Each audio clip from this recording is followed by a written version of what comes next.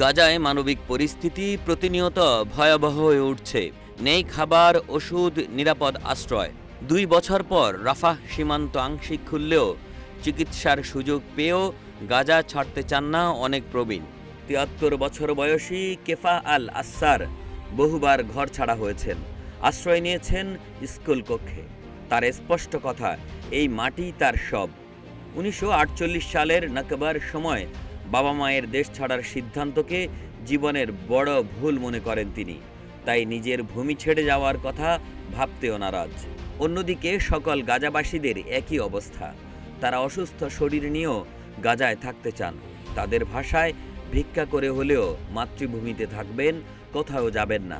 মানবাধিকার সংস্থাগুলো বলছে, গাজায় অধিকাংশ প্রবীণ এখন তাঁবুতে বাস করছেন। অনেকেই খাবার বাঁচাতে নিজের অংশ ছেড়ে দিচ্ছেন। চিকিৎসা বন্ধ হয়ে যাচ্ছে অসংখ্য মানুষের। বিশ্লেষকদের মতে, তাদের থেকে যাওয়ার সিদ্ধান্ত নিছক আবেগ নয়, এটি এক ধরনের নীরব প্রতিবাদ। প্রবীণ ফিলিস্তিনিদের কাছে ভূমি মানে শুধু জায়গা নয়, এটি স্মৃতি, পরিচয় আর আত্মমর্যাদা।